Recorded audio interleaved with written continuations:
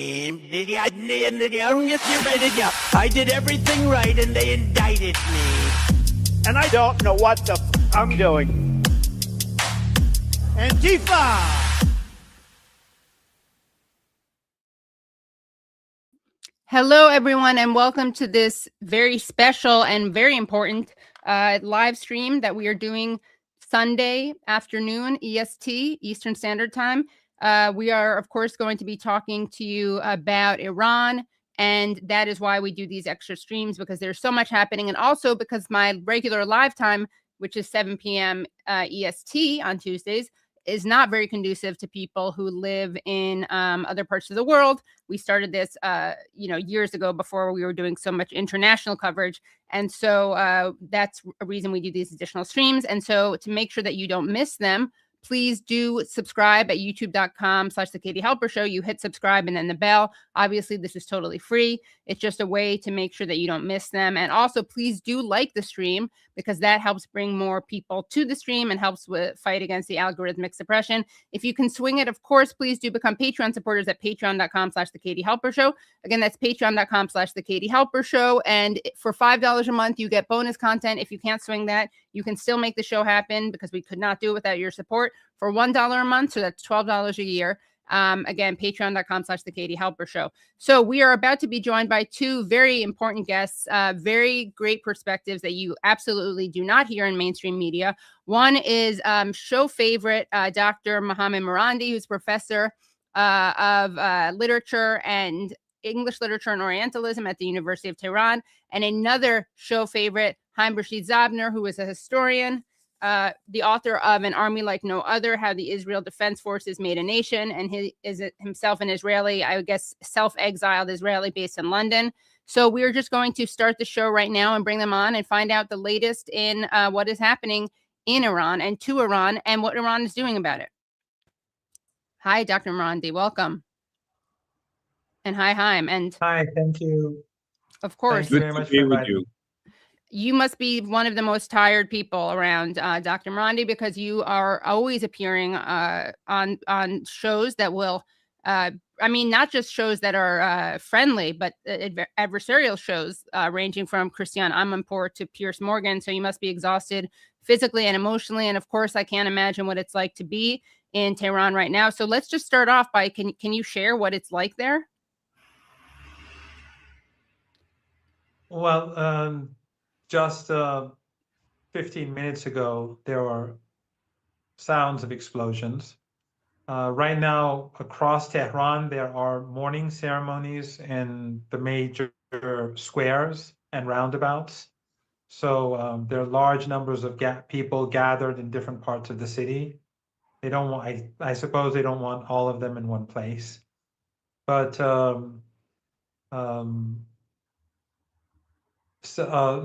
yesterday, the government, after the elementary school was bombed, and I think something like 165 girls from an elementary school were slaughtered, the government shut down all the schools.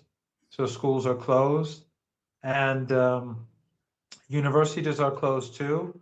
So I'm supposed to have a class tomorrow, which won't be held. I assume it will be online later on, but for now, we don't have. I don't think I have class tomorrow. And so the government has encouraged people who don't need to be in Tehran to leave if they have a place to go.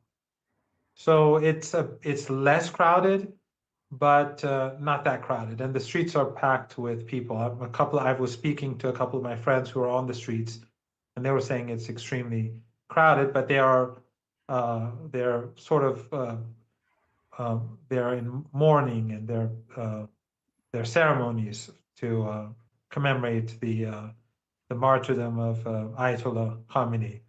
So Tehran is, if you walk in my neighborhood, many of the shops are open, but I would assume, I haven't asked, but if you ask a shop owner, I would assume that they will say that they don't have that much business. Right. I'm just going to show I know that you can't see this, Dr. Marandi, but I am going to show so people see this scene. You tweeted this on February 28th, people on the streets commemorating the martyrdom of Ayatollah Khamenei. So I'm going to share this right now, just again, so people have a sense of what is happening. And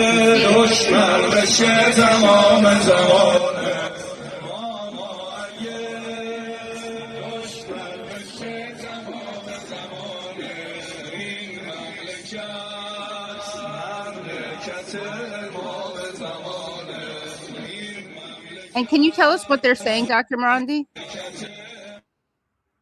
No, I can't hear it well. Oh, you I can't hear it. Okay, something sorry. very faint. Okay. I can hear it but it's very faint. Okay, well, yeah, it's the video that you posted, and it's the more important thing, of course, is the visual, to see these people out waving flags and commemorating Khamenei. And can you tell us, by the way, a little bit about Khamenei? Because as we all know, the closest you'll get in Western media to a critique of what's happening is that these people are evil, they're brutal dictators. But it's just not good. It's just not a good idea strategically to decapitate them. Yeah, those are the opponents of Trump in the mainstream. Exactly. Yeah, I know, because they say the same about me all the time. But he was a political since his youth.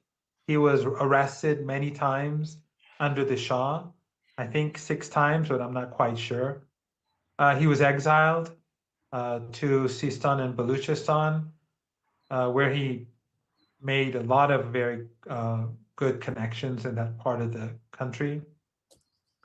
Then, after the revolution, he became one of the leaders of the revolution, but he was the youngest, I think. When the war started, he left Tehran as a volunteer, even though he didn't have military training. He went as a volunteer to fight when Saddam invaded the country. It was a very bad time because the Iranian army was unprepared. A lot of the generals had escaped the country. Some were arrested. A lot of junior officers and conscript soldiers had left during the revolution in solidarity, but the army was unable to properly reestablish itself, so it was weak, and the guards back then had nothing but light weapons. So he fought as a volunteer for a few months. Then he came to Tehran. He was assassinated, and his shoulder was badly injured. He almost died. And that's, if people notice, he can't use his right arm. You said he was assassinated. I think you meant that they tried to assassinate him. Yes, they tried to assassinate him, and he was badly wounded as he was giving a speech. The MEK assassinated him, the same MEK that has offices across Europe and the United States, and has a big camp in Albania where they have 3,000 or 4,000 people, all funded by the United States, of course. So right now it's a big troll farm with 4,000 Iranians. But then after he was badly wounded, he has very beautiful handwriting, but since his arm was badly damaged, he writes with his left hand. And he writes actually pretty good, but in any case, he can't use his right arm, and or very little. And then he became president during the final months of the war, when the United States entered the war on behalf of Saddam. So this is not the first time that the United States enters a war against Iran. This is the 3rd time, when during the final months of the war, the United States began attacking the Iranian Navy, Iranian oil installations. It shot down an airliner with 290 people, and it murdered a lot of naval officers as well. So at that time, since Iran was fighting on 2 fronts, like now, he left the presidential office and went to the front lines, which was very dangerous, and it was a very unstable time. But that's the sort of person he is. He's not the sort of person who hides. And when he became leader, he's fluent in four languages. He's his Persian is excellent. He knows Persian literature. He knows a great deal about Persian literature, Arabic literature, and Azeri literature because he is Azeri. His Khamenei is a city in Azerbaijan in Iran, and so he knows these three languages and their literature well. And you may be surprised to know that he is fluent in English, and he has read novels in English, and including Les Mis, if right? I'm not if I'm not mistaken, the novel that he liked the most, which is a French novel, is Les Miserables, the Miserables by Victor Hugo. I may be wrong, but I think that was his favorite Western novel. So he is that sort of person, highly educated. He's a jurisprudent, and yeah. So he was in his office when he was assassinated by the Trump regime and the Netanyahu regime. Well, I'm so sorry about that, and you know, it's shameful as a member of as a U.S. citizen. It's very upsetting to know that this is what my government is doing right now. I wanted to ask you, Haim. Oh, By the way, in the airstrike, sorry for interrupting. Yeah. In the airstrike, a granddaughter of his was murdered, Right. a little girl, and one of his daughters, his son-in-law, was also killed. And one thing that I would also add is that he supports the private sector, but he is a big supporter of social justice. So he pushes each administration to fund projects and fund neighborhoods that are disenfranchised, public schooling, healthcare, and so on. So he is. I can't say he's a leftist because that has a certain connotation to it, but he's very heavily influenced by the idea of social justice. And kind of a populism. Since I don't know exactly, I never understood exactly what populism means because it means so many different things to so many different people. But when it was not popular to be advocating social justice, he was doing so. In the 1990s, when the Soviet Union collapsed and the West and the left became completely discredited across the world, and liberalism became the thing, and it was the end of history, as Fukuyama said. A lot of religious leftists in Iran, who were the hardcore revolutionaries back then, they flipped and became liberal. So the leftists in Iran, those who were the social justice people and leftists in Iran, who were influenced by socialist ideas, or at least they had similar models in their mind in certain respects, they too became disillusioned and they became liberal. And so a lot of the liberals that you hear of in Iran today, they were the people who actually took over the embassy. And now they've flipped. So at that time when the liberal mindset had become very popular among elites in Iran because of the collapse of the left, he was pushing for social justice, and a lot of people back then thought it was misguided. But I think in the long run, it turned out that he was right, and if we had listened to him, the situation today would be different. And sorry, so what do you mean by social justice? Just like an example of a program that you're referring to, or an idea, so people understand. Like public schooling, like healthcare, like investing in impoverished neighborhoods, and creating jobs for the disenfranchised. Right. That sort of thing. Yeah. So yeah, that's something that some administrations were less interested in. Some were more interested in this. Actually, the last two presidents, meaning the late President Raisi, had that mindset, and the current president contrary to what some people think, he is also like that. He was the Minister of Health, and when he was the current president, when he was the Minister of Health, he was advocating the National Healthcare Network, which is very important for people who are disenfranchised and who are not well off. Right. And when you say things would have been different today if he had been listened to, can you explain what you mean by that? Well, the gap between rich and poor has increased significantly. Part of it is because of the sanctions, because since when there are sanctions, a lot of the economy goes underground, and that creates corruption in itself.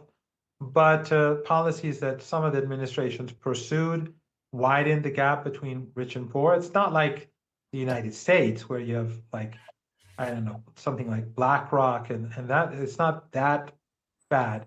But the gap between rich and poor is much wider than it was, let's say, 3 decades ago. The first couple of decades after the revolution, a lot was done for social justice, but then the government began to tilt towards greater liberalism, different administrations. But more recently, as I said, the last 2 presidents they were advocating social justice, but since they're under sanctions, I can't say their hands are tied, but it's more difficult to get things done. Of course, right. And Haim, I don't know if you can move back, Haim, because your label, your name is blocking your face a little bit. It's not a huge deal if you can't, or if it, yeah, perfect. Okay. Haim, you are someone who obviously is extremely critical of Israel, to say the least. You were raised there. You wrote this book on the IDF, and you, like many, predicted on the Katie Halper show, you predicted that Iran was going to be attacked. What can you tell us about what went into that, and also if you are in touch with people in Israel and how they are experiencing the response from Iran? And of course, just a reminder, because you would never know this from Western media, it is a response by Iran. It is not an instigating attack. And as we see every time that Iran does respond, they use restraint that the West does not use. They do not target schools or refugee camps, for example. Not that there are refugee camps in Israel, but just to contrast the style of warfare being fought by Israel and the U.S. with the defensive responses from Iran. But please tell us your thoughts on this. I want to first say that I share the mourning and sadness of the Iranian people and Dr. Marandi. This is a terrifying event. The murder of an 86-year-old intellectual, cleric, a pacifist, someone against nuclear weapons, someone who has never started a war against any of its the Iranian neighbors. Iran was attacked a number of times by the West and by Saddam, of course, for the West, but Iran never attacked any other country. Despite the provocations that Israel has over the years, over the decades, I should say, threw at Iran, murdering many, many Iranians in Iran and abroad, Iran did not attack Israel until it was attacked itself.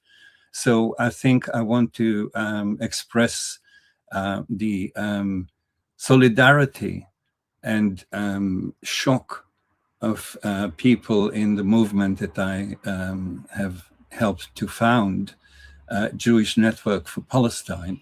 It's an anti-Zionist group in London, and we're supporting, of course, the Palestinian struggle for liberation. I mean, supporting Iran in its struggle against the colonialist and imperialist that attacked it illegally, immorally, totally illogically, unnecessarily, and brutally. Now, I'm actually connected to an anti-Zionist group, not very large, in Israel, and we are speaking every day, many times. And it's quite shocking to see a whole society singing and dancing the murder of Ayatollah Khamenei. This is really disturbing. And it's, of course, coming after 2.5 years of genocide, which is terribly disturbing. And the fact that Israeli Jews are united in this hatred is, for someone like me who grew up there. I wasn't born there. I was born in a refugee camp after the Second World War, but I was an Israeli. I'm not anymore. I'm an anti-Zionist, ex-Israeli.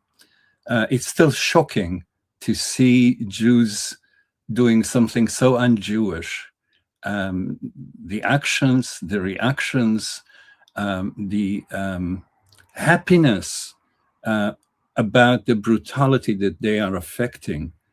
It's highly disturbing. Of course, it's also disturbing to live in the belly of the beast in London, where Islamophobia, racism combine to create an atmosphere of hysteria, I can only call it.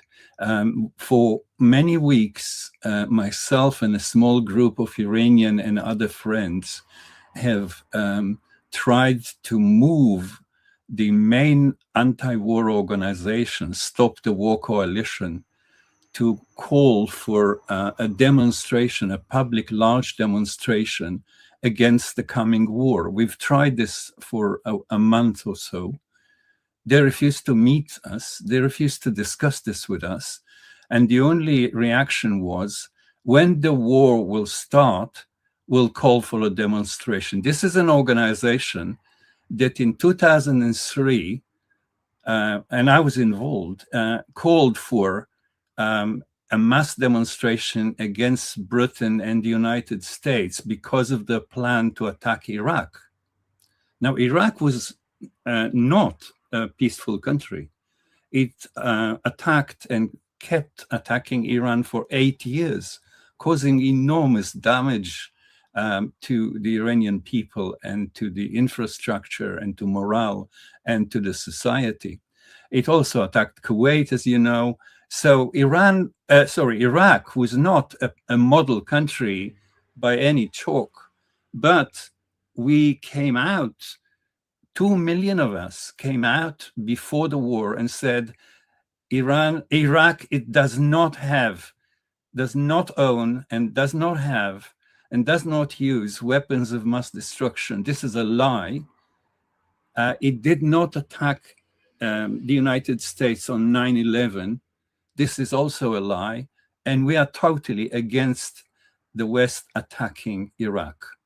We've done that 23 years ago, and we wanted to do it about this coming war, which we're in the middle of now. And we were not allowed to do it. And actually, after weeks, we called for a demonstration on Friday because we knew the war is coming. So we called a demonstration on Saturday, a small organization. And we had that demonstration, and there were a few hundred people there. And my heart was crying because I remembered the 2 million people that we were in 2003, and we could have done it again if the organizations were doing what they were supposed to do. So there's a lot of Islamophobia in London. I mean, London was the capital of Islamophobia once. It's not the case now, but it is still very bad. And some of the people on the left, and I'm on the left myself, I'm a Marxist, but some of the people on the left are anti-Iranian in a way which is quite disgusting, unjustified, and not uncalled for. So I think, both being, an ex-Israeli and living in Britain that started the Palestine problem, but also in 1953, and even before 1953, created problems for the people of Iran that they are still suffering from now. So basically, ever since Britain and then later the United States got involved in Iran, the people of Iran are suffering. And we send you, Dr. Marandi, and your people our regards and hope that you will withstand this attack, because it is unjustified. Well, actually, first of all, thank you very much. I was also in attendance at that anti-war march in 2003 in London, where Jeremy Corbyn and he spoke, and so did George Galloway and others. It was massive. But it's sad that this is where things are today. And I think Heidi and I discussed this the last time we were on the show, that many leftists and also many Salafists have this very irrational hostility towards Iran. And by the way, as you were speaking, there was a massive explosion pretty close to where we are. The windows were shaking for like 30 seconds. So later on, I have to go and figure out what happened. And then close by, I don't know if you heard, but people were a bit afraid. Yes, this is Dr. where Marandi, I things just want to say, if stand. anything happens, that you need to please prioritize your safety over, as much as we are here to hear you, we want you to prioritize your safety over continuing to talk to us. So obviously. Well, thank you very much. But yeah, it's quite amazing that we had almost 160. I'm not quite sure about the number, because the number kept going up. But they struck a school yesterday morning, an elementary school, and all those kids, all those girls were slaughtered, yet Western media says nothing about it. They're completely indifferent. Or they, in the city of Minab, a small city, so 160 little girls slaughtered in an elementary school in a small city. That I think has a big impact on the entire city, the entire town. It's not like the city of Tehran or London or New York. I mean, it would be catastrophic anyway. But for a small town, I think it would have very another layer of suffering and pain, and that would accompany it, alongside the pain and suffering that we would have in other bigger cities. And of course, we care in the West also, so much about women and girls, right? I mean, this is something we the care irony about. is, of course, absolutely. And the irony, of course, is that yesterday, another place that they struck was a gymnasium where girls were playing volleyball, and they killed a large number of these girls. I think almost 20, from what I read in a report. So when it comes to Iran, it doesn't matter. Yet when it's Saddam Hussein, even though he was, as rightly pointed out, a monster who invaded Iran, he used chemical weapons, he invaded Kuwait, but in order to stop a war, they were willing to go to the streets and be active across the UK, and I was a part of it. I think I was actually in the first anti-war demonstration. It was over Afghanistan, in Birmingham, when Blair came to Birmingham to inaugurate the European Studies Institute or something like that at the University of Birmingham. There were like 50, 60, 70 of us there protesting. But then we all went to London for the big war after Afghanistan, and then the build up to the war in Iraq. We all went to London. We took the train, and we saw the people of the UK go in such large numbers. But when it comes to Iran, it's total indifference. As rightly pointed out, Iran, which has not invaded any country, and yeah. And what is the plan from Iran in terms of responding to this? I mean, again, it is so the cognitive dissonance between what the Western media says about Iran and what Iran actually is, in terms of their response to these attacks, and also the Strait of Hormuz, which is something that Brad really wanted to talk about last time, and obviously it's more relevant than ever. But can you talk about that aspects, please? Well, just like this is the third war that Iran has been a victim of after the revolution. First, it was Saddam Hussein, where the West supported Saddam. So did the Soviet Union, but the West did much more as time went by. And they gave him chemical weapons. I survived 2 chemical attacks. They massacred, Saddam massacred 6,500 people within minutes in the city of Halabja. And the second war, and the United States, as I was saying earlier, entered the war on behalf of Saddam near the end during the last months. And the second war, of course, was the 12-day war, which we had 8-9 months ago. And the United States was negotiating with Iran. At the negotiating table, they constantly moved the goalposts. And then it turned out that they were conspiring secretly to attack Iran as the negotiations were taking place. And this time around, we had the exact same thing. The negotiations began. The foreign minister of Oman said that progress has been made, and he went to Washington to speak to people, to speak with the media, and then immediately the United States carried out this assault that is far more massive than what we saw during the 12-day war, because not only is the Israeli regime attacking Iran, but the United States has brought huge resources to the region at huge cost, and has launched out a massive assault against the country. And you can still hear a baby crying. So, and I don't know if it's you can hear her or not, but the Iranians immediately afterwards, they began retaliation. They were far more prepared this time because they were expecting an attack. The very fact that Trump and his people were lying, like in 2003, Trump went and during the State of the Union address said Iran is building missiles with 10,000 kilometers, and then saying 30,000 people or whatever were killed, and these fake inflated numbers. And then we saw Witkoff saying that Iran can assemble a nuclear weapon in a week, whereas Trump said he obliterated the nuclear program. He said it so many times, just a few months ago. And then Vance too said we have intelligence or evidence that Iran is trying to develop a nuclear weapon.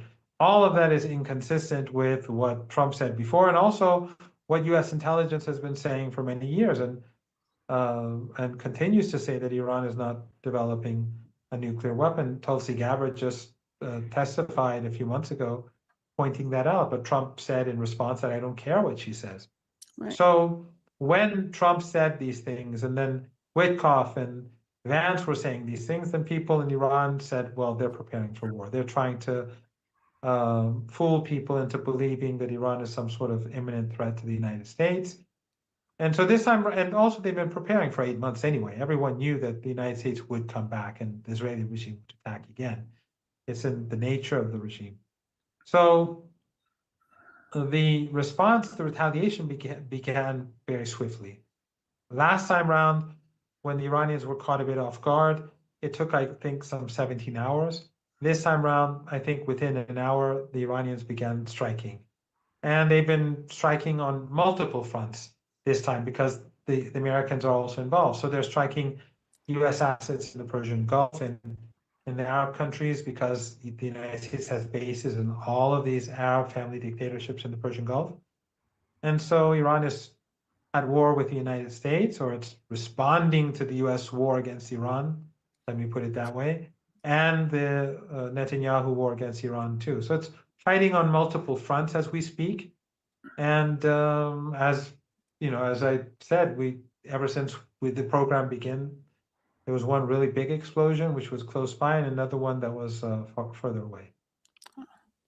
And I'm so sorry about that, and that must be frightening. What can you tell us, Haim, about the military preparedness or lack thereof of Israel and of, I guess, the West too? And what are they thinking? Is this a suicide mission? Well, First, to say that Britain is part of this attack. Yeah. For few months, they have been supplying Israel through Akrotiri in Cyprus a number of flights every day, between 5 and 15 flights of large cargo airplanes every day. So when Starmer said we're not part of it, as usual, he's lying. There's hardly anything that he says which is not a lie. He might be on the way out, but Britain is not going to change under another leader. And their position was exemplified in their support of the genocide. There is nothing that they will not do to support Israel and the United States. So that's disturbing where I live in London to know that our government, well, it's not my government, is supporting another genocide and another crime.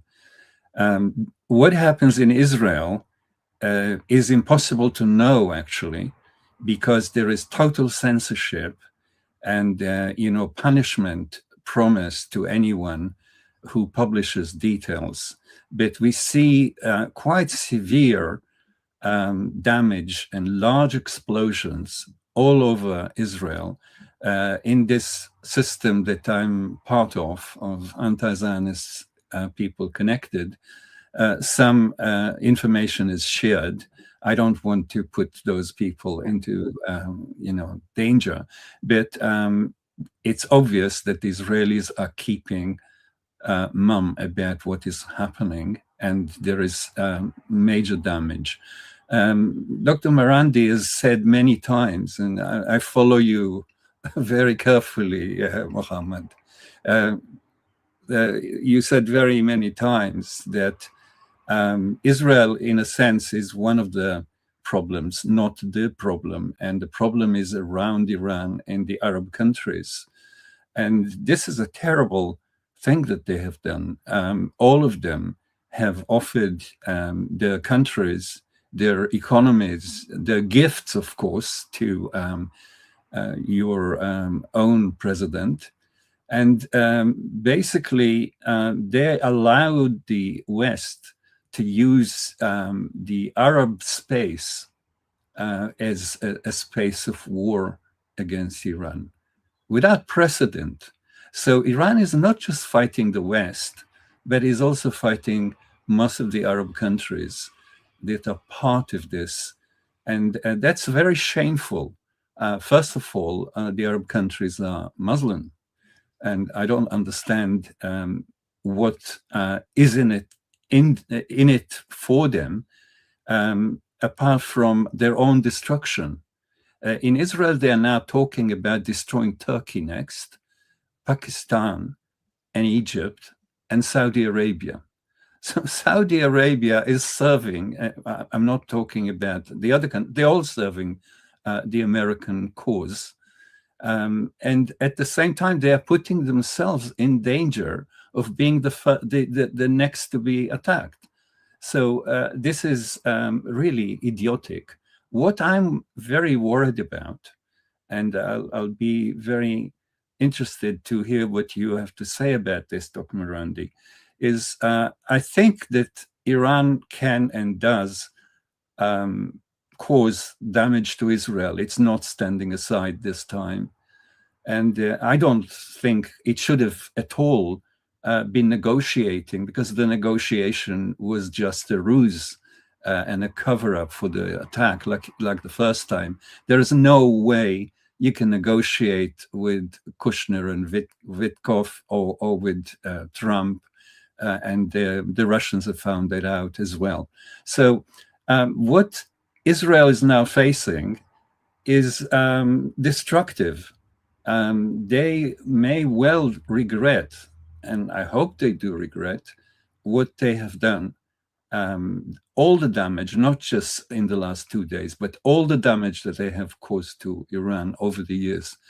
I hope they regret that. But the danger is that both Israel and the United States are nuclear powers.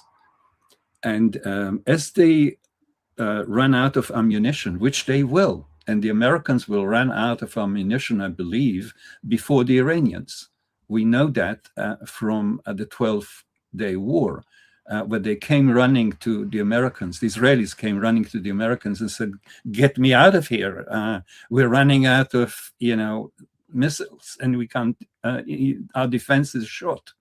So once this happens, it may happen in a week. It may happen in 2 weeks or more. In Israel, they're talking about few days to end the war. This is like they were talking about in the same way in 2023 when Hamas attacked on the 7th of October, and they said there will be 7 or 10 days and we will finish them. So if they, after 2.5 years, they're still fighting Hamas, they think they can defeat Iran at all, and not to talk about few days. So I think what is very frightening here is when Israel realizes that they are running out of ammunition, conventional ammunition, they may use what is in Israel called the Samson option. I'm terrified about this because this will not just harm Iran, it will harm the whole Middle East, and actually is likely to cause the Third World War, a nuclear Third World War. Can you explain what the Samson option is for people who don't know? Well, the Samson option relates to the fact that Samson in the Bible, in order to defeat the Palestinian of his time, which were called the Philistines, brought the roof down on everyone, including himself. Right. So the Samson option is a suicidal option.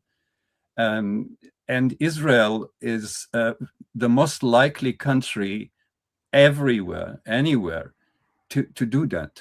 And Trump is the most likely president to support him in such an action. And I think that will force the Chinese and the Russians into a nuclear war. And, we are all written off. So I think I'm very worried, not about Israel winning, because I don't think that is going to happen, but I'm very worried about Israel losing and then using that card. Right.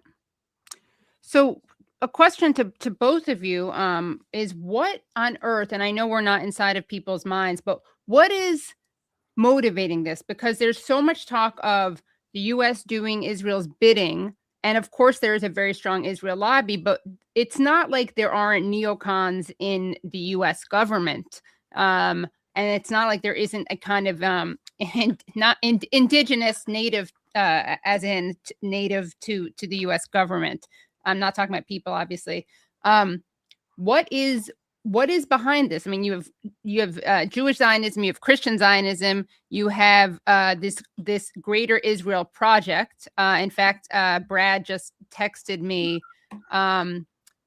Israel is all about building Greater Israel, and much like the Nazis, will not stop trying to take more and more territory unless they are stopped.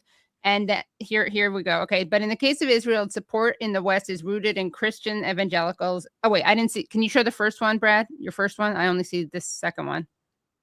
Or do you not have that one? Okay. They're trying to create Greater Israel, and they will not stop unless they're stopped. Same way Trump is trying to create Greater America.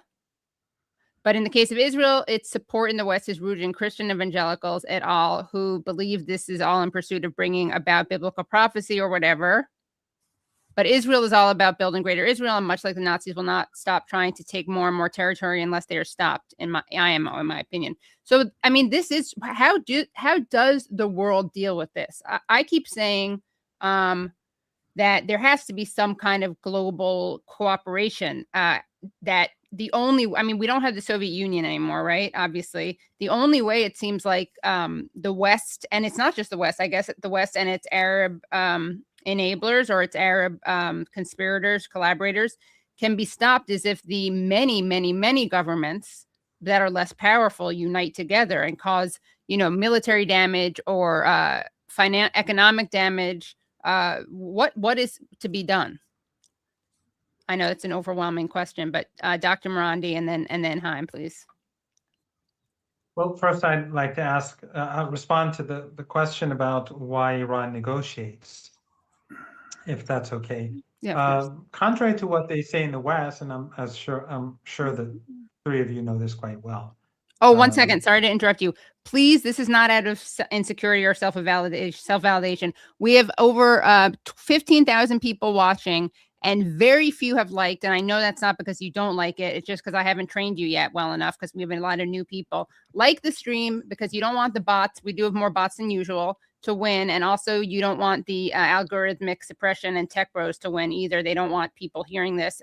Despite that, we have a lot of viewers, but please like the stream and share it, because we need as many people as possible to hear this. Okay, sorry. Back to you, Dr. Marandi. Sure. And please like, so that all the things that Katie said would happen, and that the bots would be defeated. Yes. That's what happens. Yeah. When they do that. But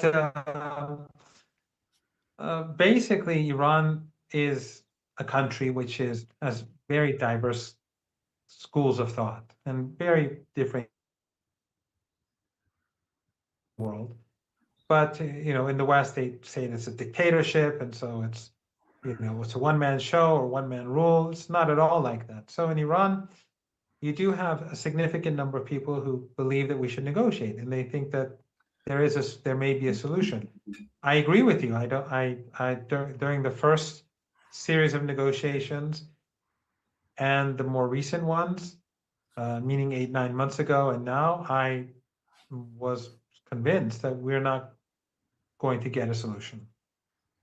Even when the JCPOA was signed in 2015 during Obama, I was there. I was with the team.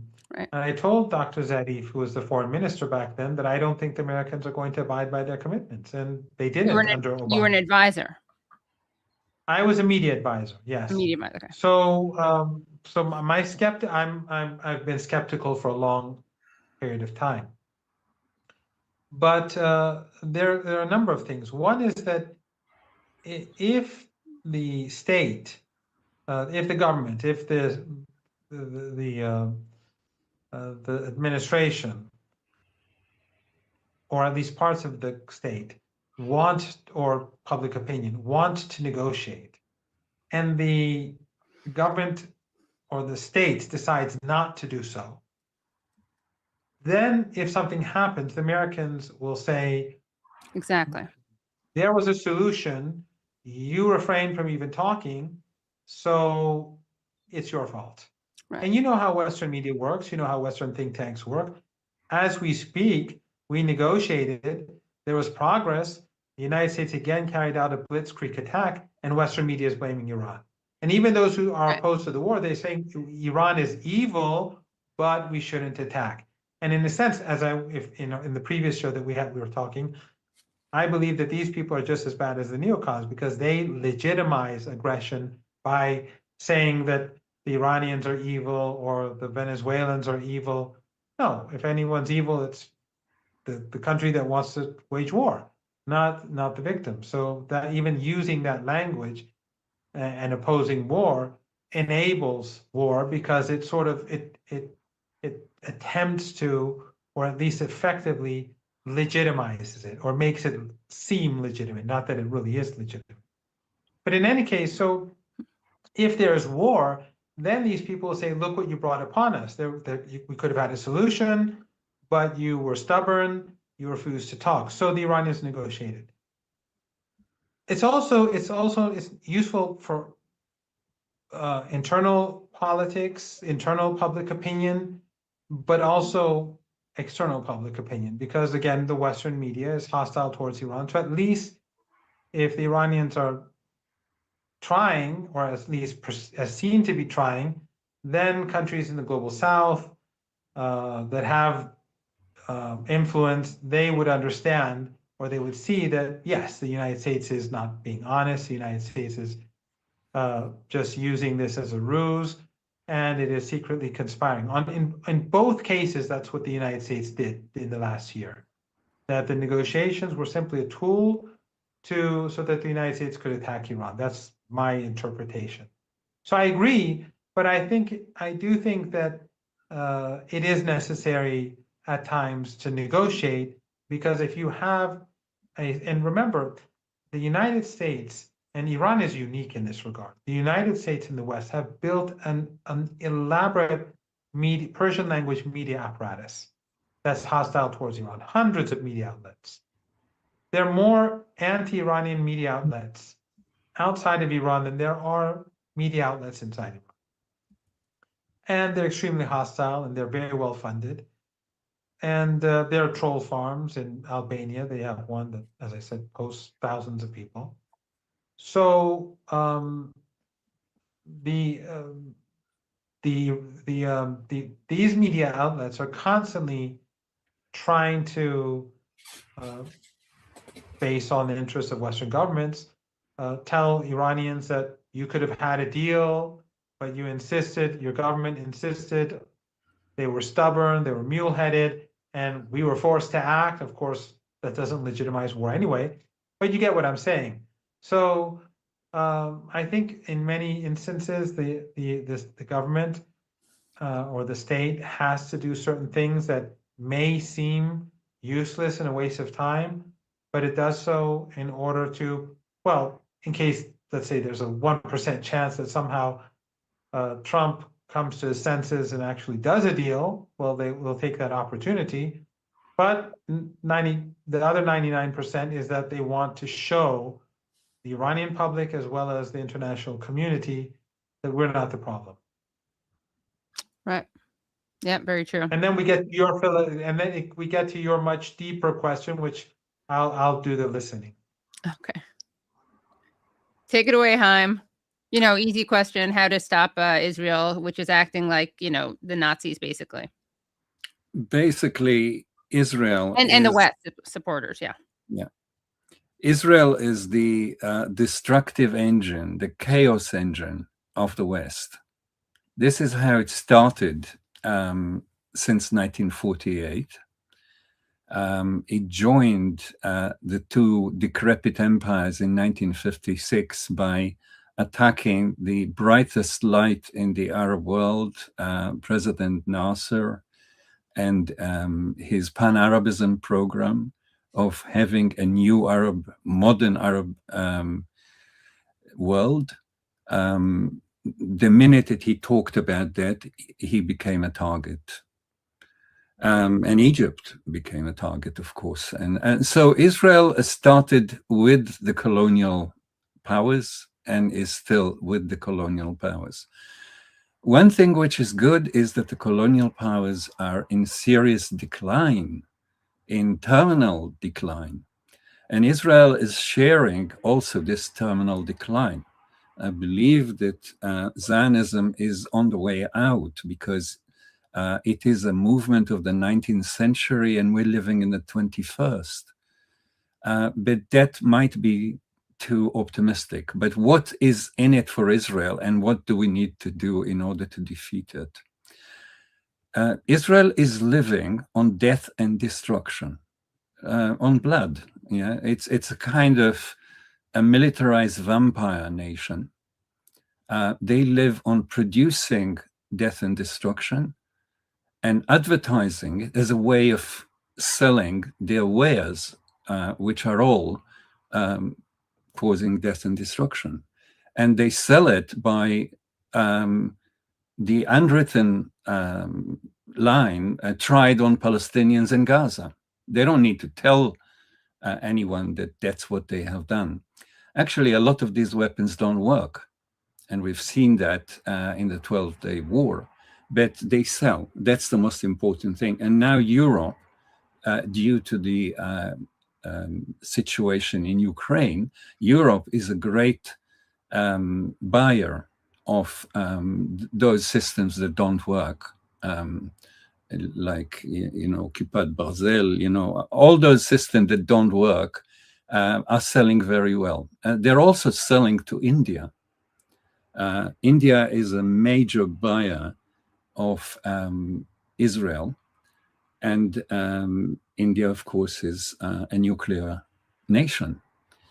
So Israel is now helping India by working with the Baluchis, which of course, they are no strangers to the situation in Iran as well, with the Baluchis against Pakistan. So Israel has worked out a plan of how to control Western Asia, and is well on the way to achieving it. And Mark Huckabee,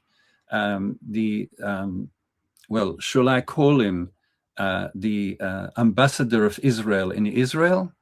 Because he's definitely not an ambassador of the United States, and he doesn't represent real American needs and values. I believe the American people are a decent people with a great history. So they don't need this government and its dogs. And he's one of the dogs. He's a Christian Zionist. He's slightly more extreme than Netanyahu, probably. And totally in agreement that Israel can take, he said that, not take it all.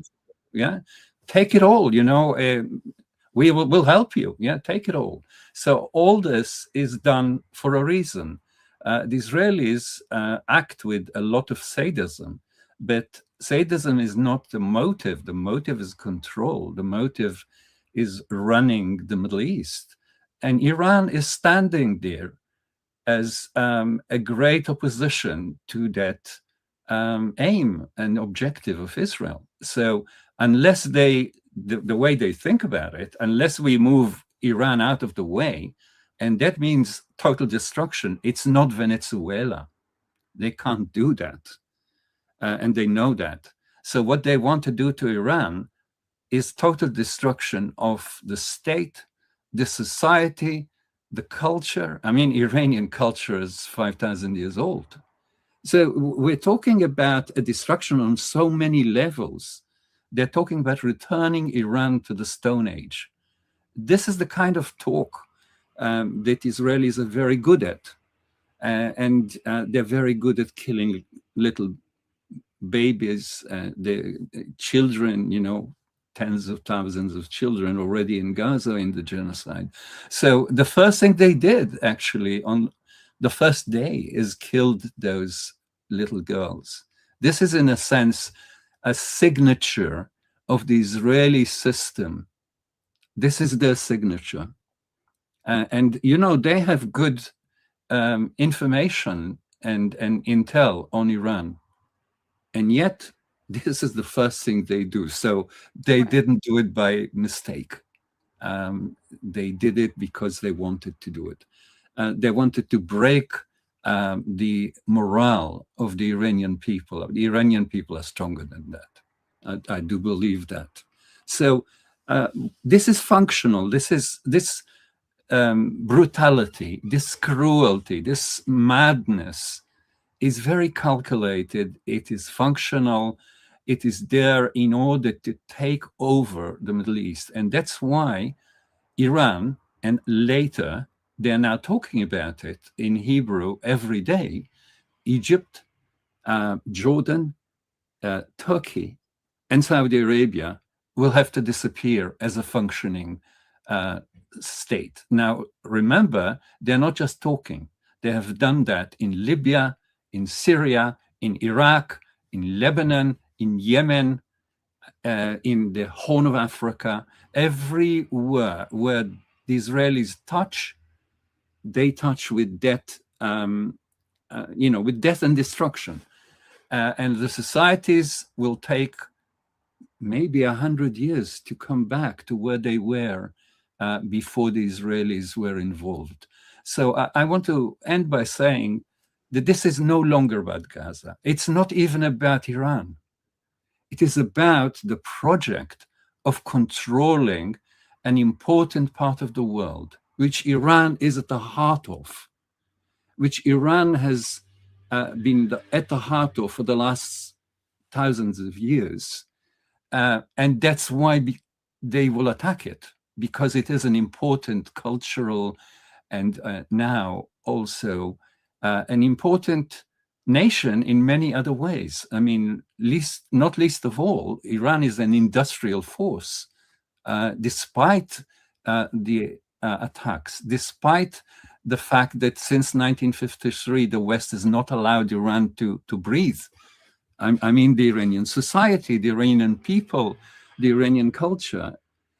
So the revolution came and changed that, and that is why Iran must be attacked, must be finished as a functioning society, because it is in the way of the project of controlling the Middle East. So until Zionism is finished, I don't talk about killing people. I'm talking about,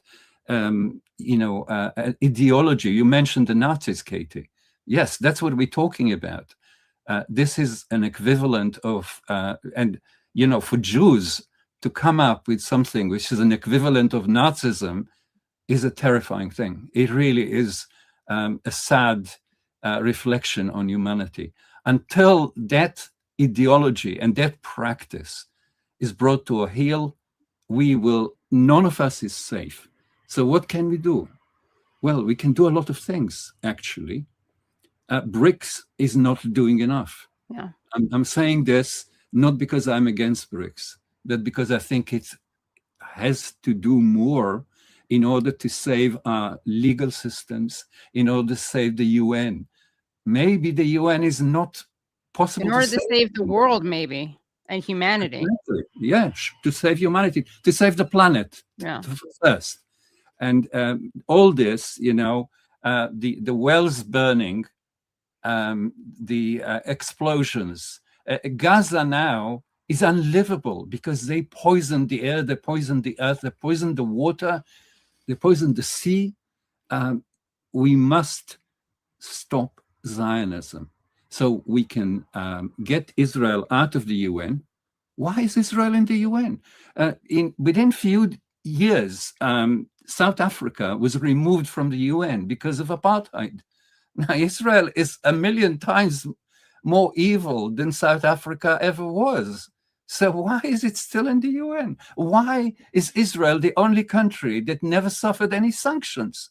Look at the sanctions that Iran has since 1980.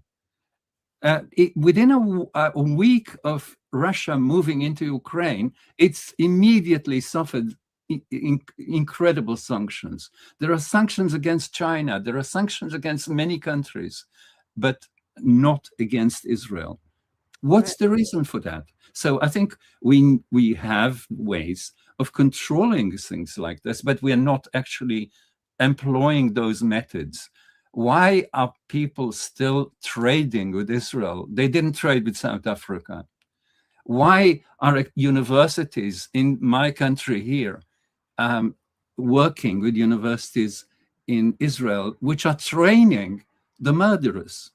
So there is a whole range of available sanctions. I just want to end by saying, any system of justice needs sanctions. If a murderer is not punished, then murder is possible. It's regulated. It's regularized. It's normalized. Right. That's what we have. So either the UN is operating in a manner that seems to be objective. In other words, if this country is causing the harm and another country is causing a similar harm, they need both to be punished. And actually, at the moment, the only people who are punished are the victims, like the Palestinians, the Iranians, etc. So I think this is unacceptable and will bring to the end of humanity through means which we now see. So we all share the need to control Zionism. Yeah. And I should also add, when you were talking about how this is, I'll just add that Haim's parents were both survivors of the Holocaust. So it's pretty painful and ironic, obviously, for you to see what the Israeli state is doing vis-a-vis being equivalent to Nazis. Dr. Marandi, what's your response to this? And also let us know, you are probably exhausted. It's late where you are, later where you are, where Haim is. So I'm happy to keep Haim prisoner longer and later than you. But let us know, of course, if you need to tend to anything. I'll have to leave in about 10 minutes, but Okay. uh, as rightly pointed out, apartheid in Palestine is far worse than in South Africa. When Archbishop Desmond Tutu visited Palestine, and he was from South Africa, of course, for your younger viewers and listeners. He said that things in Israel or in Palestine are far worse than in South Africa, and this was far before October the 7th. This was years ago because he's passed away. So Right. the boycotts that we saw in South Africa, the Western governments were supporting apartheid South Africa, but gradually under pressure from civil society, they began to distance themselves. But in the case of Israeli regime, it's really extraordinary how the links and the bonds are so strong. And the British government that we were discussing earlier, it's been carrying out intelligence flights over Gaza during the whole course and as the genocide goes on, but almost since the beginning of the genocide, it's been carrying out intelligence flights over Gaza to help the Israelis with their genocidal assault on Gaza. So that's the West today. The Germans, when Netanyahu attacked Iran during the 12-day war, last time the German chancellor said Netanyahu does our dirty work for us. Right. That was insane. And just today, the German chancellor, as Iran is being assaulted, says Iran is illegitimate. So everything that is done to Iran is legitimized through these, or at least given an aura of legitimacy through these narratives. And everything that Israel does is legitimized through these narratives, and it's extraordinary. So it is an uphill battle. Of course, to add some optimism, the mood is changing, even in the West. I saw a Jewish law professor from Harvard. Unfortunately, I didn't save his name, but I saw him give a presentation at some hearing, I suppose. Oh yeah. Where he was saying, I guess you know who I mean, but a young man, lawyer, well-spoken, and he was saying that we cannot equate anti-Zionism with anti-Semitism, and he was saying that I think he said that young American Jews between the age I may be wrong a bit, but between 19 or 18 and 29 or something like that. The majority of them, I think he said, consider themselves to be anti-Zionist Jews, but let's say non-Zionist Jews. But this is how I remember it.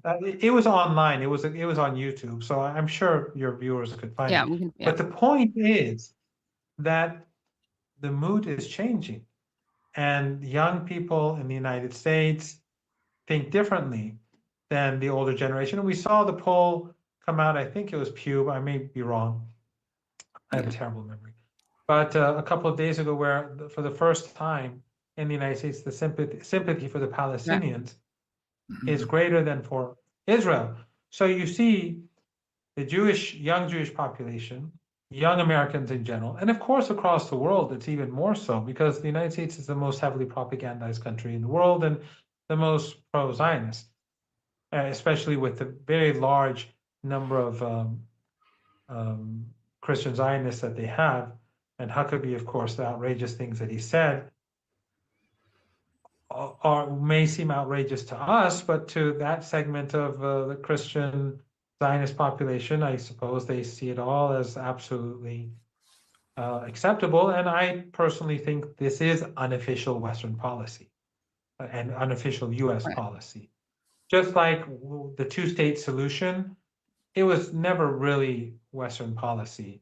It was just a way to buy time so that the Israelis could colonize. The unofficial policy was to allow Israel to colonize the West Bank but they would give lip service to the two-state solution. Here, I think it's the same. They talk about sovereignty and that Israel should not colonize, but unofficially, I think that Huckabee's position is the position in Washington and probably many European capitals as well. So you do have this reality that the wealth and power and the political establishment is completely on the side of the Israeli regime. And of course, mainstream media and legacy media or Epstein class media is completely captured. And so is social media platforms to a large degree. But despite all that, you see the younger generation, which is not very powerful financially or politically, but still it's a force to reckon with. And even some older people, I think I'm pretty sure that older people to a lesser degree are shifting. They are changing. So what happens? How long will this take? What will be the end result? I don't know. But getting back to Iran, I don't believe that the United States and the Israelis will succeed.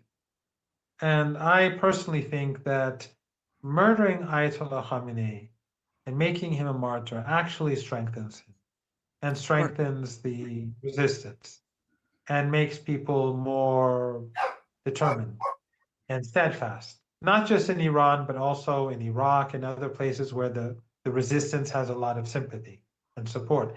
And we're seeing sympathy and support grow.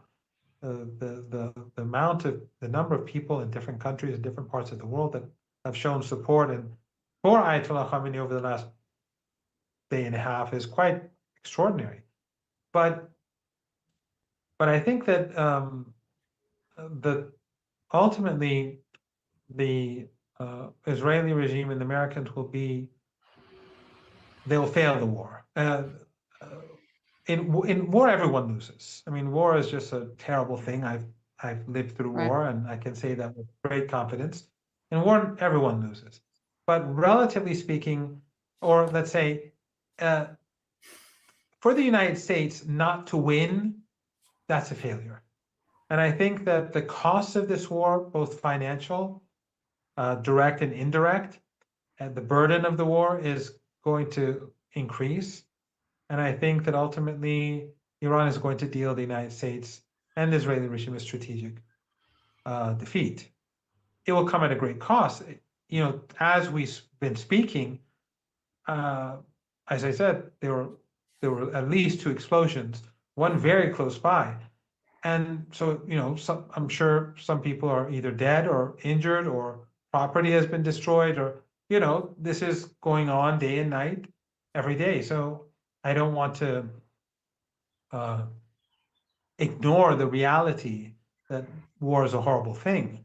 But I think that the U.S. failure means Iran's victory. And if the United States fails, and I think it will be very difficult for the United States ever to return again for a second round, especially as the world is changing and as the West is declining, as was in my opinion, rightly pointed out. So I do see signs to be optimistic, but I also see why we could, if someone was pessimistic, I would understand that. But we have to see how things play out. It's a very complicated thing. It's quite extraordinary for me that Huckabee says the quiet part out loud, and Turkey continues to transport oil from Baku. The Emirates continues to have a relationship. All of these countries are giving the United States the capability to attack Iran, whereas a weakened Iran would make the chances of the Israeli regime turning on them much more likely. So, and I think the reason is that these regimes are proxies. Turkey is a bit different, but Turkey is in the American camp. And we saw that when Trump had his really silly show in Egypt after the ceasefire, the circus, Erdogan went and helped whitewash the genocide that Trump carried out. And he had his hand on his chest, and when Trump said he's my close friend, whenever I needed him, he was there for me. So I'm not optimistic about any of these governments. Right. But I think that Iran's resistance will bear fruit. Yeah, and just so people know, I just want to share some quick updates. I'm just looking at the CBC, and some of the latest updates are the Pentagon confirmed Sunday that 3 U.S. troops have been killed. The first American casualties of the conflict now on the second day. Iran's military has lashed out, Jesus, this language, against the strikes with missiles targeting ships and countries across the Middle East. Israeli medics say at least 8 people were killed in a blast near Jerusalem. Iranians were gathering Sunday for the funeral of Supreme Leader Ayatollah Ali Khamenei. And it says also here, who was killed along with about 40 other senior members of the Islamic Republic's regime in the initial onslaught. Intelligence gathered over months by the CIA and shared with Israeli counterparts led to the missile strike that killed Khamenei and other officials. A person familiar with the matter confirmed to CBS News. And Israeli Prime Minister Netanyahu said his country's strikes on Iran, quote, will increase even more in the coming days.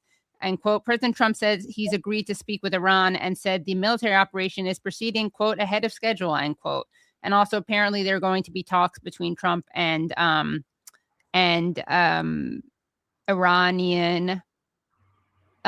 new leadership. So, just want to share some of that. Highly unlikely, the last part. Yeah. If it's okay, I'd love to stay, but no. I'm forced to go. No, please do. Yes, please stay safe. Hope best. Thinking of you, all the people of Iran, you and your family, and please come back soon. Although after, hopefully, you'll get some rest first, because we need you healthy. Yeah, we're with you. Yeah. Thank you all. Thank you very much. Yeah. See you soon, hopefully. Yes, inshallah. Wow, I always love talking to Dr. Marandi. So, Haim, you've also been very generous with your time. Anything you want to make sure that we cover? I mean, I have tons of questions, and I know you probably have to get back to a protest or organizing or a Zoom or a webinar on the one state. What do you want to make sure that we cover? I think we covered quite a lot between the two of us, between the three of us, rather. Yeah. So basically, what I want to say that I didn't talk about is Israel capable of continuing for very long? And very briefly, I do not believe that, and I want to explain why. I can't prove it. A country which is living of the dead and of killing is not a human society. We had societies like this in history. They did not survive very long. So the Nazi regime has survived 12 years. Well, 12 years is not a long time. Israel has already eclipsed that by quite a lot. But the Nazi regime was much stronger than Israel, all told. It did not control the West, but it controlled most of Europe, and it didn't survive. So I don't think that history is full of examples of such a brutal regime like Israel doing all the things that it's doing and the things that it's planning to do, which are even worse, allowed to continue. So with Dr. Marandi, I try to be very carefully optimistic about the human race. We need to do certain things in order to guarantee our rightful existence. Rightful, I mean, one that is not hostile to each other, to the Yeah. environment, to living things, and you know, to the planet itself, to our home. Zionism is against all that. The Western leading nations are against all that. And not surprisingly, they also deregulated all the methods of destroying the world with the Trump regime in the first instance, and now it continues. So if we want to go into the future, which is promised and possible, and even likely, if we do the right things, then we need to get rid of the madmen amongst us. Right. So human society cannot live with the Trump and with the Netanyahu that now rule most of the evil in the world.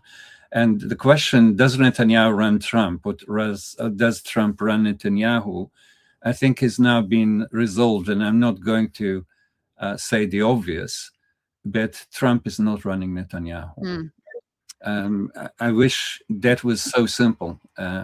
And a lot of my friends are saying, you know, you're wrong. Right, that's empire. And yeah, the dog is wagging the tail. The tail is not wagging the dog. Actually, this is the wrong way of looking at it. We need something more complex here.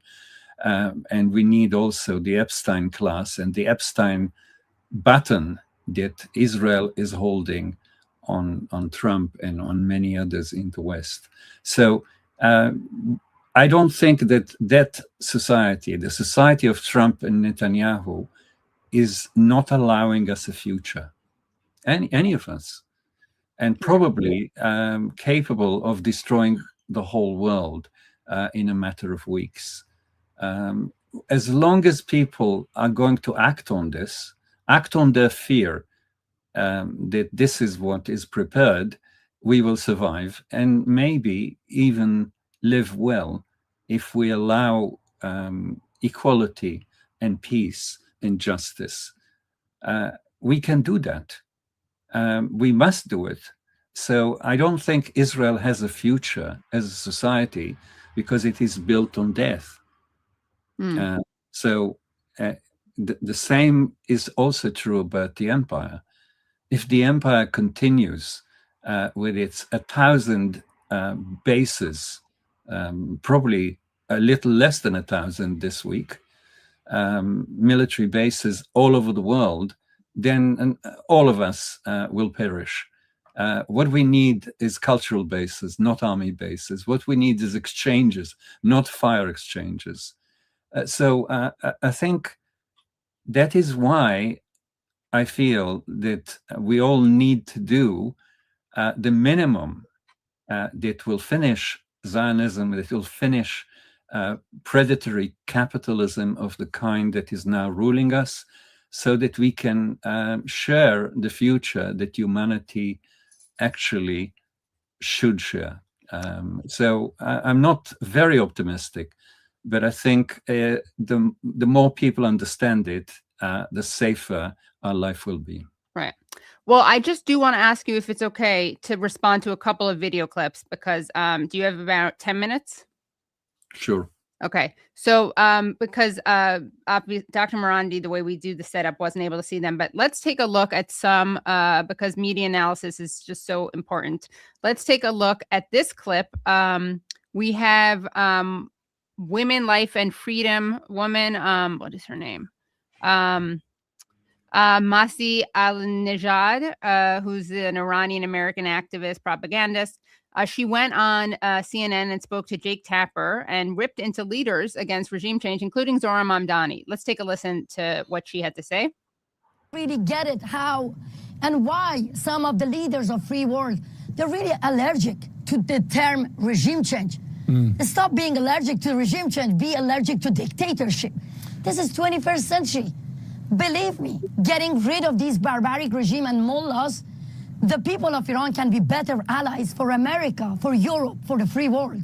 So yes, the history will judge those leaders who could manage to end this regime, but they decide to actually, negotiate with this regime and support this barbaric regime instead of supporting the people of Iran. One person like Zoran Mamdani, if I have time. Zoran Mamdani's statement, it really broke my heart. It really did. Just to bring people up to speed, the mayor of New York, Mamdani, condemned the attack on Iran, describing it as an illegal war of aggression. I saw you took to Twitter to take issue with him. Yeah, because look, we American, we have freedom, dignity, safety, democracy, everything here. And if you don't like President Trump, you can take to the street and protest against him. You have judicial system here. You have media here. We don't have any of this in Iran. And how come, Mayor Mamdani, that you lecture us, Iranians, who carry the wounds and scars of war on our body, the war being waged on us by the Iranian government, and now you lecture us about safety, security, peace, and war? You better, when you kept absolutely quiet about the massacre of 40,000 innocent people, you kept quiet. So you better keep quiet now as well. Just listen to the people of Iran. We want to have the same democracy that you're enjoying it in New York. To be honest, I don't even feel safe when he talks about safety, but no mention about the killers from Islamic Republic being sent here in this beautiful city, New York, to kill me, to kill American officials. I want to talk to my fellow American citizens. Please stand with the people of Iran. This is not about Trump. This is not about Democrats or Republican. This is not politics. This is human rights.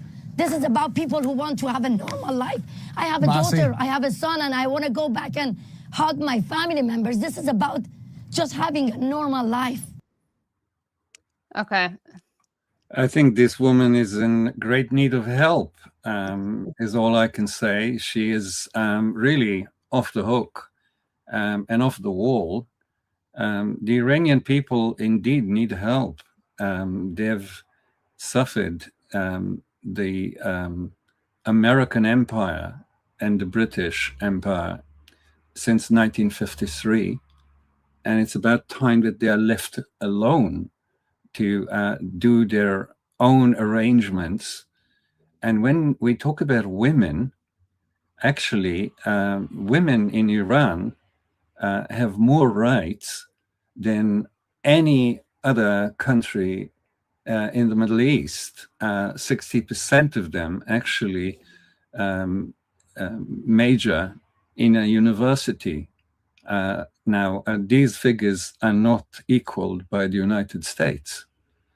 These figures are not equaled by any other Arab country that allows its space to be used by the United States and Israel against Iran. So I think if you do care about the Iranians, don't listen to royalists, mad royalists, I would say, that are talking about Iranians coming to kill them in the United States.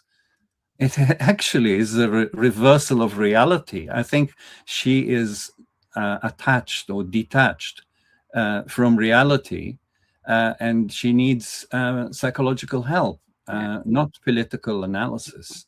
Right. She's unable to do political analysis.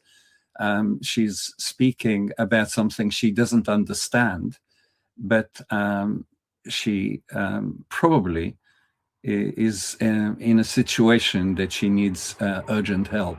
I've seen that hatred on the faces and in the words of every group of royalists that we have here, royalists that march with two very interesting groups, with Zionists, with the worst Zionist, and with the worst racist in Britain. Right. So this is an alliance of hatred, and to allow those people speaking on mainstream media, which we will never be allowed to speak, arguing for peace and normality, this violent speech of hers is very, very disturbing. Yeah, and people are saying in the comments she's like an evil Gilda Radner, which I do think is a pretty apt point. I also wanted to see if you could respond to 2 clips, and sorry everyone, I should offer trigger warning, of Lindsey Graham, Senator Lindsey Graham. Let's hear what he had to say on Meet the Press with Kirsten Welker. Senator, let me ask you, because as you are saying, the leader, the Ayatollah Supreme Leader, is dead. Will the United States pick the next leader of Iran, or will the Iranian people pick the next leader? I talked to the Crown Prince. He's got some ideas about transition. There will be no American boots on the ground. This is not Iraq. This is not Germany. This is not Japan. We're going to free the people up from a terrorist regime.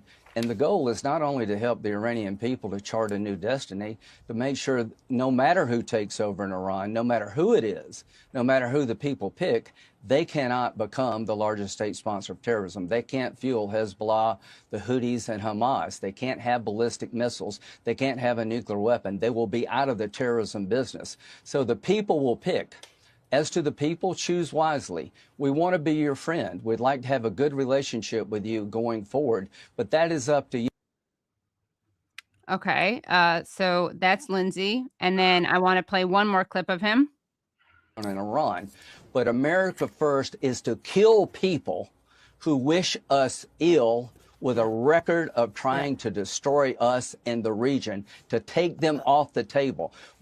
Celebrate today, please, my Democratic colleagues, that the most evil man on the planet is no more. He terrorized his own people. 32,000 people at least had been killed protesting a better life. He was trying to get a nuclear weapon. He was building missiles to hit the United States. He was a religious Nazi that had a horrible agenda for the region and the world. He is no more. Well done, President Trump. Okay. All I can say is Lindsey Graham is unable to say a single sentence which is true. Everything that he said is a lie, and he knows this. So this is a man who is the worst possible example of a corrupt politician. He's not saying things that he believes in. He knows that the biggest supporter of terror, the biggest provider of terror and death is the United States and Israel, of course. It's a chaos engine. So the United States has been spreading terror, including in Iran, of course. Iran was, after the Second World War, this was the first society that the United States has invented, actually, regime change, and did the regime change and changed from an elected government to an imposed family dictator whose son is now their candidate to replace the freely elected people in Iran. So I think let me say the simple sign of decline of the American empire is people who speak like this senator, who speak like this president, who speak like the people who are now controlling the strongest military nation in the world. But intelligence is not won by military power and is not strengthened by military power. And the signs of decline are all over the American elite, the Epstein class. And he is a very good example of that class. Can you clarify, by the way, what you meant earlier when you said Israel's Epstein button? Well, Epstein had, I don't remember the exact number, between 5 and 10 million files. Right. I mean, each of those files can be huge. So we're talking about one of the greatest database of crime in the world, probably the greatest ever. I don't think any mafia organization can, compete with Epstein.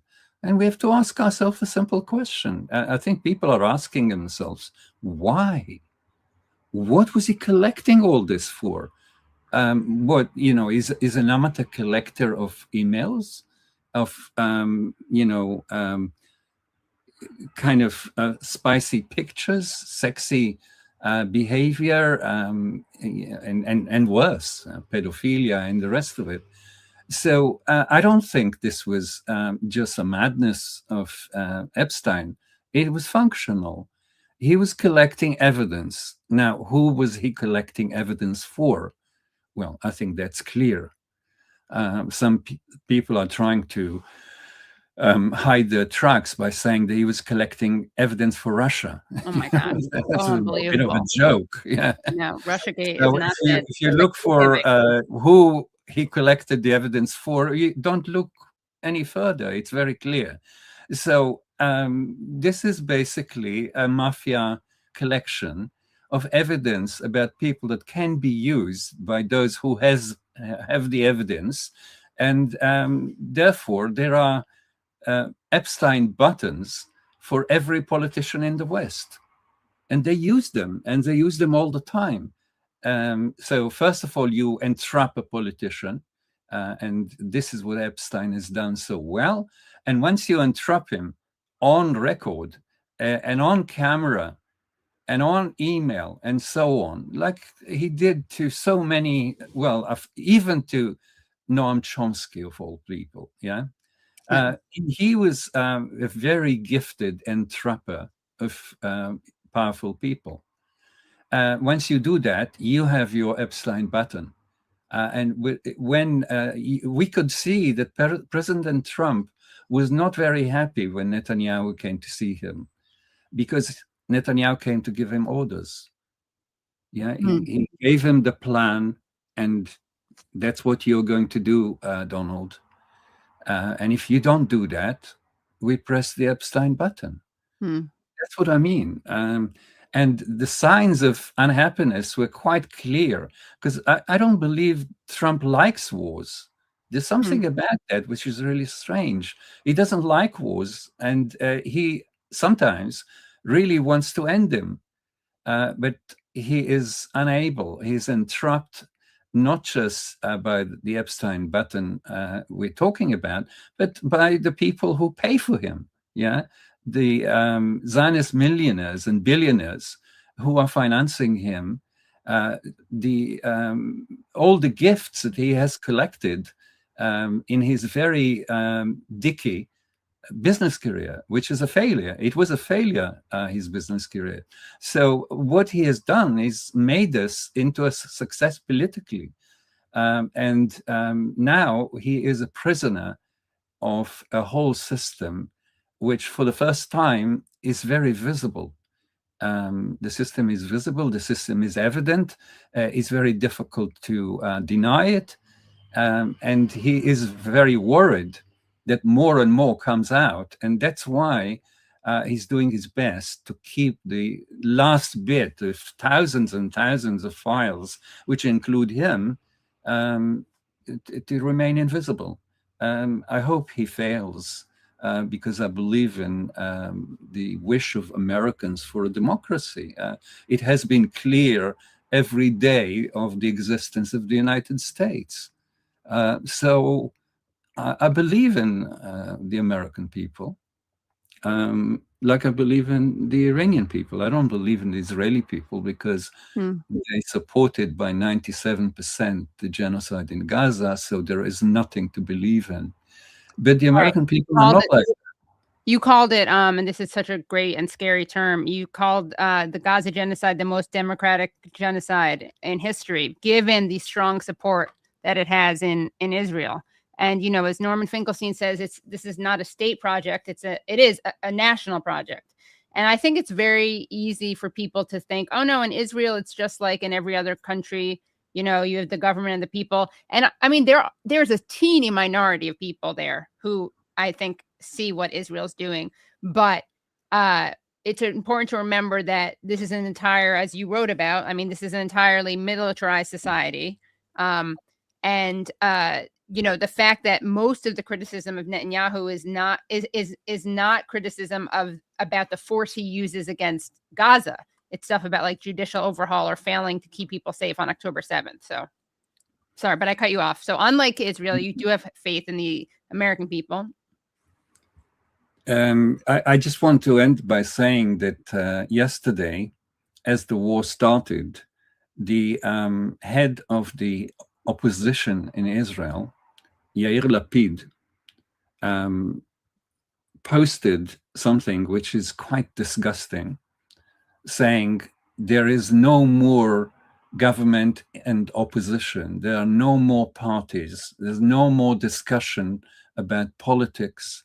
We are all united in the need to finish Iran, etc. And, it went into,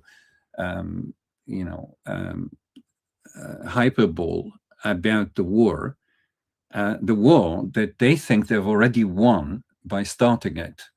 I don't think they're going to win this. Right. And these people who said there is no opposition, there's only one nation and so on. This is one nation in genocide. This is one nation in illegality and in war crimes. And that means that this nation is going to be on trial, not just its leadership. Well, thank you so much, Haim, as always, and very much looking forward to the next Jewish Anti-Zionist Congress, which I know you're organizing, and this time it'll be held in Dublin. We went to that last year in Vienna. It was amazing, and it had great speakers, not just Jewish speakers. You spoke, obviously. The great Stephen Kaposh, who we've had on before, spoke. Also, Chada Karmi, Ilan Pape, Ramzi Baroud, and so I'm really looking forward to attending this next one. And of course, you spoke there yourself very forcefully. Thank you. Yes. Yeah. And so as soon as you have a link to that, we'll start sharing it. Sure. It will be sometime in a week or 10 days. I will send you the link. Okay, great. And it's at the end of June. So people it's can. The last weekend in June. Yeah. Great. Thank you so much, Haim. I'll stay on for a minute or two to read some super chats, but you are free to go. Thank you. I feel liberated. Okay, good. Great. Okay, so happy to liberate Haim. And thank you all so much for watching. If you haven't already liked the stream, please give it a thumbs up. Thank you so much, Brad, for your work. What is it? Yemen's work. Actually, we should start saying Yemen since they're so hardworking, and the Houthis and are so on the right side of history. You are my Houthi, Brad, if I may. Also, if you are watching this live, you are so in luck because you get this 1 hour and 42-minute stream for free. If you're watching this later and you want to see the full thing, you will definitely want to become Patreon members if you're not already at patreon.com/The Katie Halper Show. Again, that's patreon.com/The Katie Halper Show, because there you can see a great segment with Haim Bresheeth Zabner, who speaks about the Epstein button. He also reacts to Lindsey Graham and talks about why he thinks Israel is finished, and signs of the empire's decline are all over the place. And as always, please do join us on Tuesday night at 7 p.m. On 7 p.m. Eastern Standard Time. Someone said, isn't Patreon capitalism? Well, Mr. Terrible, as you're named, I'm not calling you that, that's your name. We do live in the capitalist world system. You can read Emmanuel Wallerstein talk about that. But we do need to pay people for their work, because people in this world have to pay for food and rent and stuff like that. So that is why we have a Patreon. So patreon.com/The Katie Halper Show. Please do give this a thumbs up. Yeah, I know, stupid question. It's kind of like when people ask socialists how they can have an Apple Watch or something, or an iPhone. Please do give this a thumbs up. Please do subscribe so you don't miss any more streams. We will see you at least Tuesday night live at 7 p.m. EST. And anything else that we need to make sure people know or do, Brad? No, I think unless you wanted to read some super chats. Oh, yes. Thank you. Let's read some super chats. Okay, really quickly. Let's see. I'm going to read some super chats that are nice. Okay, so thank you for becoming a new member, Alexander. Thank you for becoming a new member. Thank you for the super chat, Al-Zubaidi. Thank you, Anne, for becoming a new member. Let's see. Then Iman I'm in your head reminds us, some of you, quoting Trump, yes, some of you will DIE, but it's a sacrifice I'm willing to make. Lord Farquaad, also Donald Trump. Farquaad from Shrek. Oh, thank you, Lord Farquaad, also Donald Trump. Yes, good call. Katie Halper, Iranians will be free. Yes, we hope that the Iranians will be free from Western aggression. Definitely. Katie Halper. Oh, okay. Well, I will. Okay, this is interesting. Katie Albert, please watch the 2025 Nobel Peace Prize ceremony in full. Thanks for the super chat. Then you might think about who you have as a guest on your show. People of the world deserve better than this PR machine you support. Yeah, should I have Karina Machado on the show? The Nobel Peace Prize winner. She's great. Really inspiring regime change proponent. She's a regime change loser. She didn't even get to be named. And she's so committed to peace, and it's so embarrassing. You know, she of course offered her Nobel Peace Prize to Trump, and the Nobel Committee was upset about that. But who are they? Because they chose to give it to her. That's what you get. But then Trump totally basically dropped her. Yeah, that's what I'm saying. She didn't get to be in power. Okay. I'll ask this to, I will ask this to Dr. Marandi. Can a new Ayatollah, Eduardo Dorado asks, can a new Ayatollah revoke the fatwa on nuclear war? It's a good question. Again, these people who our media portrays as like so violent and irrational and belligerent are the ones who have literally a fatwa against nuclear war. Let's see. Believe it or not, the world teacher will be seen and heard by all as soon as we're ready. Okay. Looking forward. Let's see. Super sticker from Ron. Thank you. Super sticker from Karen. Thank you. Super sticker from Farzan Nadim. Thank you for that. Hello from A2 Michigan. Please stay safe. Thank you for that. African People's Socialist Party knows that decolonized and oppressed people the world over are fighting against the empire. APSP plenary 417 to 419. So April 17th to 19th. That's the Uhuru people. We've had them on. Eshatella, Omali Eshatella is a great leader, and they of course have been persecuted and prosecuted by the U.S. government under Biden, by the way. Katie enjoyed dinner on me. You can do better. Well, thank you for that $2 contribution to dinner.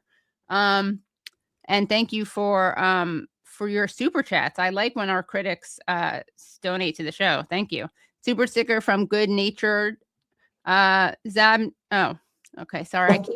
Zabner, you have no money and are paid for. Well, you just contradict Mark. I think you can do better, because if he's paid for, then presumably he gets money. Yeah, he's paid by big anti-Zionist Jew lobby, the big anti-AIPAC lobby. I can confirm that that's not accurate. Yeah. That's not the case. Yeah. Baluch people in the southeast are 2% of Iran's population. They don't pose a threat to the Persian core. Let's see.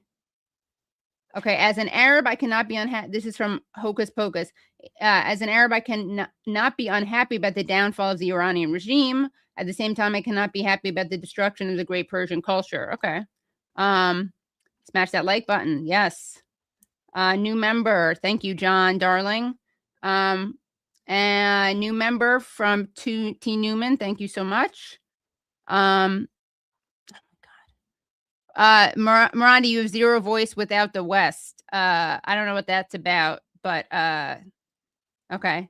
I keep selecting him. Thank you, Warloklander, for becoming a YouTube member. Thank you for the super chat sticker, Zafo. Oh, I'm sorry, I didn't see this. Can I get a hi from Mohammad Marandi? I will tell him, Trader BZ, that you said hi. Thank you, Falcon, for the super chat. And let's see. Thank you for this. Naomi Digyan. We must not only learn to tolerate our differences, we must welcome them as the richness and diversity which can lead to true intelligence. That's Albert Einstein. We got a quote here from Frank Zappa, provided by Paul Gibby. Frank Zappa, when the illusion becomes too expensive to maintain, they will take down the scenery, they will pull back the curtains, they will move the tables and chairs out of the way. New member, thank you, Old Haim. Thank you for the super chat, RoboCat. Thank you for becoming a new member, Leanne. The world has two soulful capitals, Iran and Kashmir. Thank you for that. Ordak, another new member, Mark Bulmer. Thank you, Mark. And that is it for our super chats. And we are so grateful to all of you for tuning in on this Sunday. Make sure you subscribe so you don't miss any more of these chats, of these live streams. And thank you, Nate, as always, for the research. Thank you, Fanta Miss Fanta, for the clip. And we will see you Tuesday night, if not before then. Okay, bye, everyone. I did everything right and they indicted me. And I don't know what the I'm doing. Antifa!